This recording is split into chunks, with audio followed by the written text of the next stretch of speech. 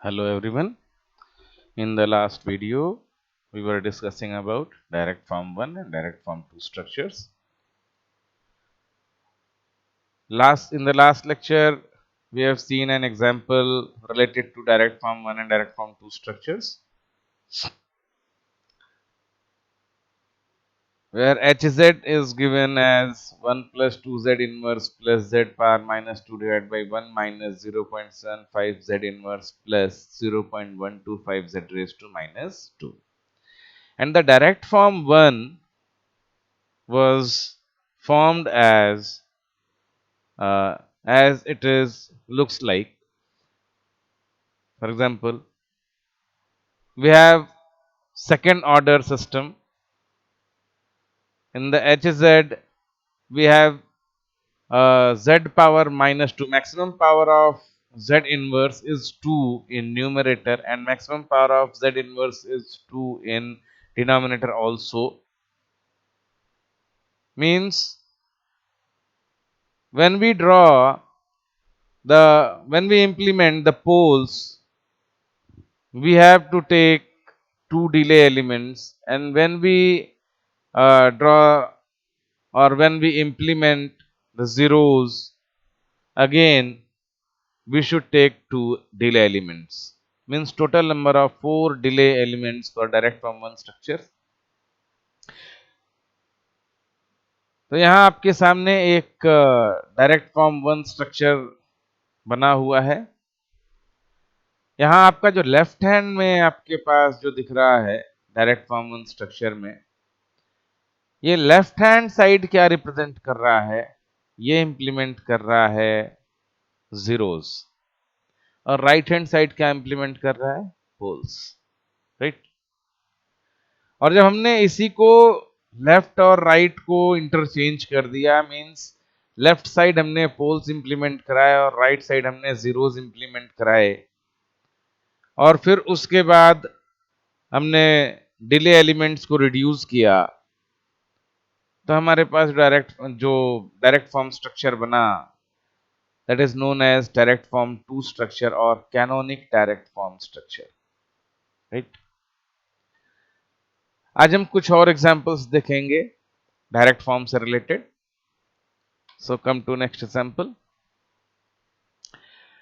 Question is obtain direct form 1 and direct form 2 and cascade structure for the following system. तो अभी इस cascade structure को मैंने skip किया हुआ है, अभी इस एग्जांपल में मैंने ये नहीं बनाया हुआ है.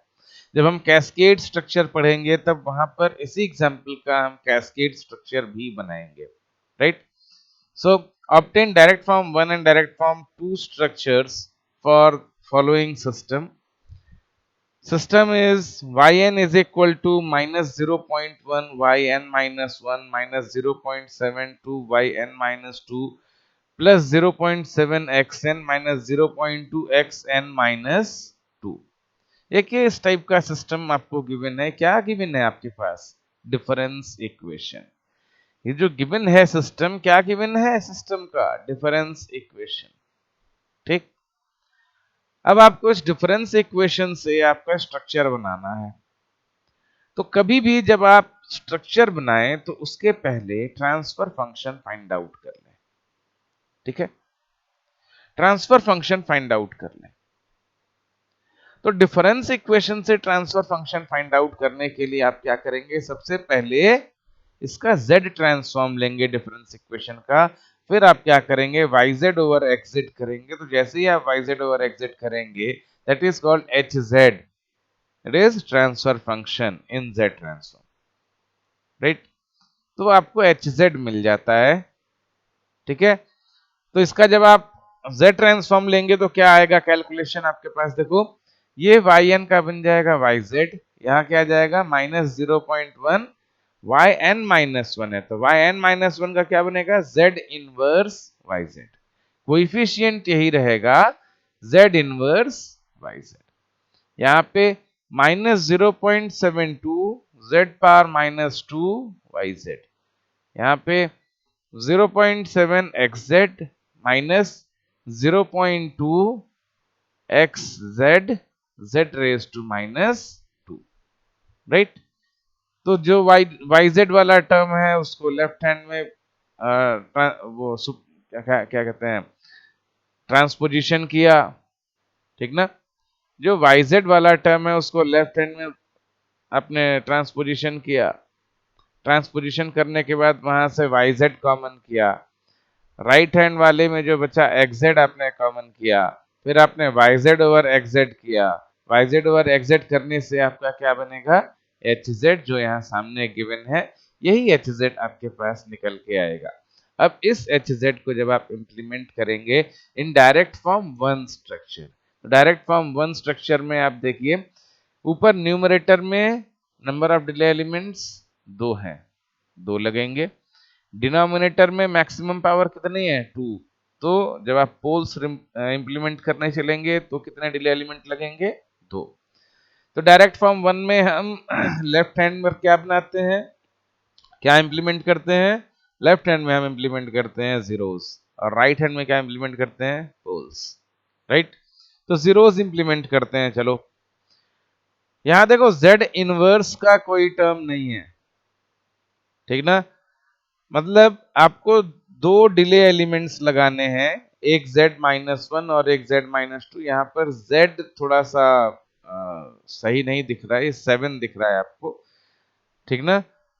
वो है z ही बेसिकली, z इनवर्स चारों जगह पे है, ठीक है।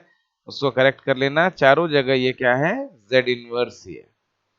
तो यहां देखो 2 डिले एलिमेंट लगे हैं z इनवर्स, और z इनवर्स के बाद आपको क्या चाहिए, -0.2 का मल्टीप्लाई करना है। तो 2 z इनवर्स के बाद मल्टीप्लाई क्या हुआ है, -0.2, ठीक। उसके बाद ये जो लाइन है ये ऐड हो गया है 0.7 के साथ, तो 0.7 के साथ इस लाइन को ऐड कर दिया, ये बन गया आपका न्यूमरेटर पार्ट। डिनोमिनेटर पार्ट में आप देखो यह है 1 इधर वाला प्लस 0.1 जेड इनवर्स के बाद प्लस 0.1 है तो -0.1 मल्टीप्लाई किया, उसके बाद एक और जेड इनवर्स ले आए, उसके साथ यहाँ प्लस 0.72 है तो -0.72 यहाँ पर मल्टीप्लाई करेंगे, ठीक है। और उसके बाद इस वाले लाइन के साथ ऐड होगा और ये यहाँ ऐड हो जाएगा, कंप्लीट आपको क्या मिलेगा, yn, राइट ना। डायरेक्ट फॉर्म 2, डायरेक्ट फॉर्म 2 के लिए हमने क्या किया, ये जो राइट साइड वाला टर्म है इसको लेफ्ट साइड किया, और जो लेफ्ट साइड वाला है उसको राइट साइड किया, ठीक है।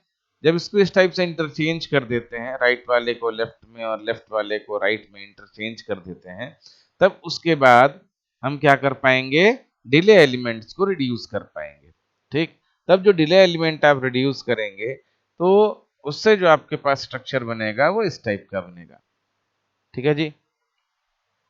देखो इसमें लेफ्ट हैंड में अब पोल्स इंप्लीमेंट हो रहा है, तो यहाँ है -0.1, यहाँ आएगा -0.72, यहाँ पर मल्टीप्लाई हुआ है 0.7 और यहाँ मल्टीप्लाई हुआ है 0.2, माइनस का 0.2, राइट। तो आपका ये बनता है डायरेक्ट फॉर्म 2 स्ट्रक्चर, ठीक है जी। और canonic direct form, next example, obtain direct form 1, direct form 2 and parallel form structures for the following system। Again ये जो पैरेलल फॉर्म स्ट्रक्चर है, जब हम पैरेलल फॉर्म बताएंगे तो उसके साथ इसी सिस्टम का हम पैरेलल फॉर्म रियलाइजेशन भी करेंगे, ठीक है। सो ये जो सिस्टम है, इस सिस्टम का आपको फिर से क्या पता करना होगा, hz, ठीक है। ट्रांसफर फंक्शन फाइंड आउट करना होगा, hz फाइंड आउट करना होगा।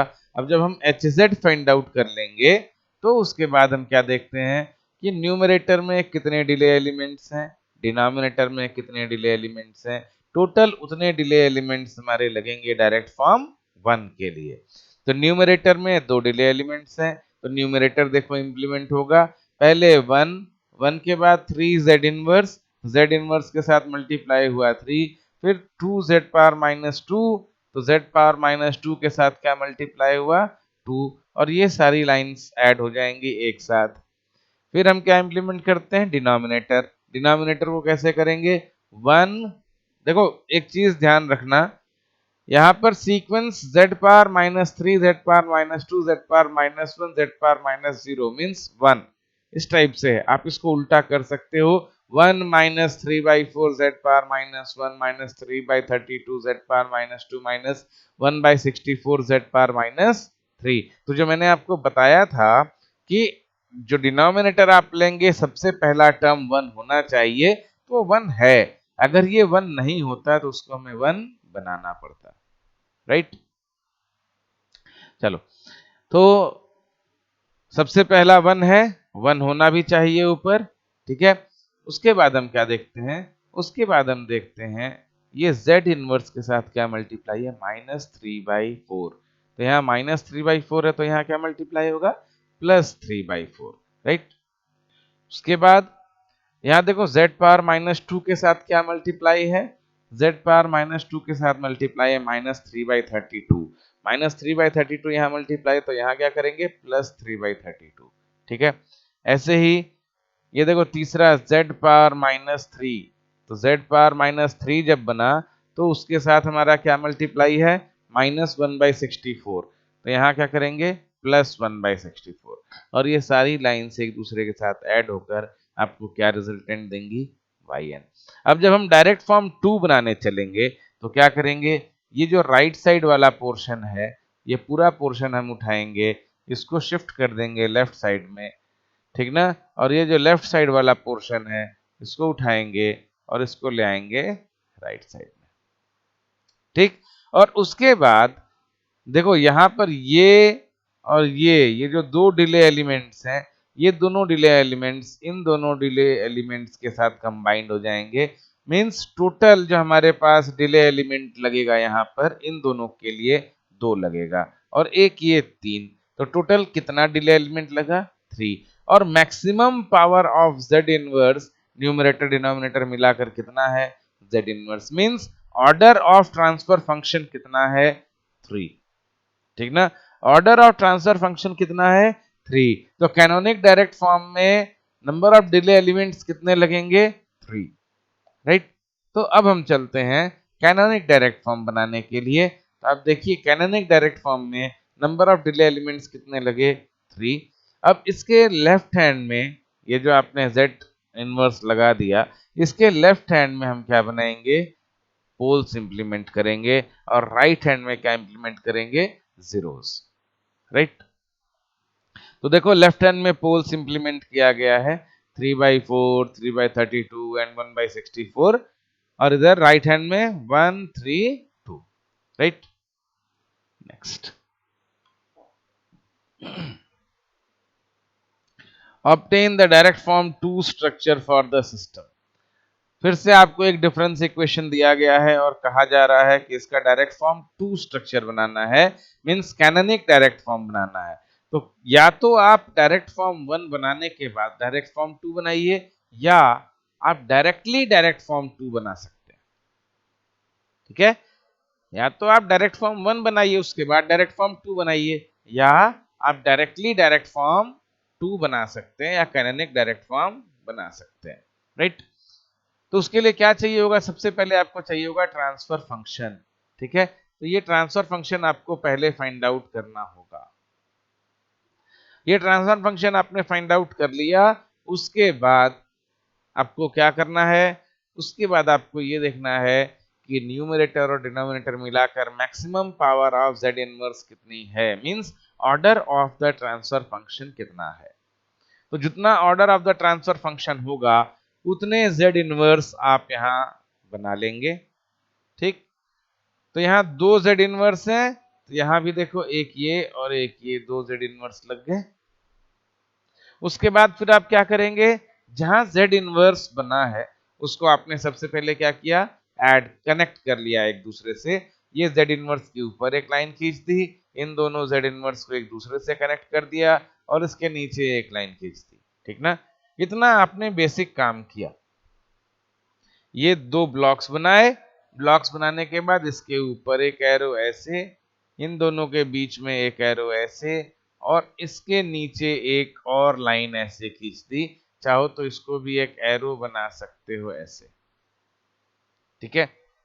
इतना काम आप कर लेंगे, उसके बाद फिर आपको क्या करना है, इसके इस लाइन के लेफ्ट हैंड में हम क्या इंप्लीमेंट करेंगे, पोल्स। ठीक ना। तो अब पोल्स इंप्लीमेंट करने के लिए देखो, ऊपर क्या होना चाहिए, ऊपर हमेशा होना चाहिए 1। ठीक है, ऊपर क्या होना चाहिए, ऊपर हमेशा होना चाहिए 1, तो 1 है। उसके बाद हमें क्या चाहिए, उसके बाद हमें चाहिए 0.1। यहाँ प्लस 0.1 है, तो यहाँ हमें क्या मल्टीप्लाई करना होगा, माइनस 0.1। यहाँ क्या होगा 1, जो हम लिखते नहीं है, यहाँ क्या होगा माइनस 0.1। और यहाँ प्लस 0.72 है, तो यहाँ क्या होगा माइनस 0.72। ठीक है, ऐसे ही राइट हैंड में अब क्या होगा, 0.7 ऊपर है, तो यहाँ 0.7 मल्टीप्लाई हुआ, और 0.252 या माइनस के साथ यहाँ मल्टीप्लाई है, तो माइनस के साथ 0.252 यहाँ मल्टीप्लाई हो गया z पावर माइनस 2 के साथ। ठीक ना, तो इस लाइन में मल्टीप्लाई हो गया। ठीक, अब इन सबको, इस लाइन को आपने एक दूसरे से ज्वाइंट किया बाय यूजिंग एडर्स। फिर इसका जो रिजल्टेंट है वो आप ऐड करेंगे xn के साथ, और आपको रिजल्टेंट यहाँ मिलेगा। ठीक है, और फिर उसके बाद इधर वाला जो ये एरो है, जिसमें आपने माइनस 0.252 को मल्टीप्लाई किया था, इस वाली एरो को आपने ऐड कर दिया इस 0.7 वाली एरो के साथ, और फाइनल रिजल्ट आपको क्या मिला, yn। राइट। तो ऐसे ही आप किसी भी फंक्शन का, किसी भी डिफरेंस इक्वेशन का डायरेक्ट फॉर्म 1 या डायरेक्ट फॉर्म 2 बना सकते हैं। एक और देखो example, develop a canonic direct form realization of the transfer function. इसको भी बिल्कुल वैसे ही बनाकर देखो क्या बन पाता है। कितने maximum number of z inverse हैं, कितने मैक्सिमम नंबर ऑफ डिलेज हैं, तो देखो 1 2, यहाँ पर 1 है, यहाँ 2 है, और यहाँ 5 है। ठीक ना, नीचे यहाँ 1 और यहाँ 3, तो टोटल डिनोमिनेटर में कितने हैं 3, न्यूमरेटर में कितने हैं 5। ठीक, तो maximum number of delay elements 5 maximum number of delay elements इस HZ में है। तो हम क्या करेंगे, पहले 5 Z इनवर्स बना लेंगे। ठीक ना, और फिर इन सारे Z इनवर्स को एक दूसरे से कनेक्ट कर देंगे। कनेक्ट करने के बाद इसके लेफ्ट हैंड में हम क्या बनाएंगे, पोल्स। तो यहां पर आप एक चीज देखिए, यहाँ 1 नहीं है, यहाँ क्या है 2। तो पहले हमें क्या करना होगा, इस 2 को यहां से हटाना होगा। तो यहां से 2 कॉमन कर लो, 2 कॉमन करोगे तो यहाँ क्या बचेगा 3, यहाँ क्या बचेगा 3/2 या 1.5। ठीक ना, ऊपर यहाँ आएगा 2, यहाँ आएगा 4, यहाँ आएगा 2.5 या 5/2, यहाँ आएगा 3/2। ठीक है, इतना कन्वर्ट हो गया कोएफिशिएंट।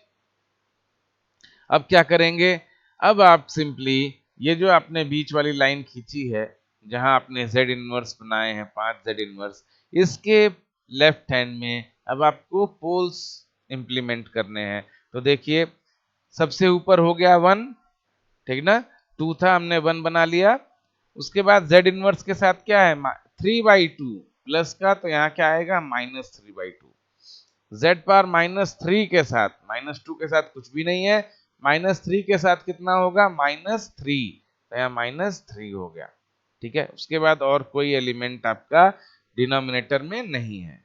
ठीक, तो अब आते हैं हम न्यूमरेटर पर। न्यूमरेटर में आप देखिए, न्यूमरेटर में जो आपका फर्स्ट एलिमेंट है ऊपर, वो कितना होगा 3/2, उसके बाद 5/2, उसके बाद -4, और उसके बाद 2। तो इस टाइप से ये आपके कोएफिशिएंट्स आ गए, और इनको आपने कनेक्ट कर दिया प्रॉपर वे में, तो आपके पास क्या निकल के आ गया, आपके पास आ गया कैनोनिक डायरेक्ट फॉर्म और डायरेक्ट फॉर्म।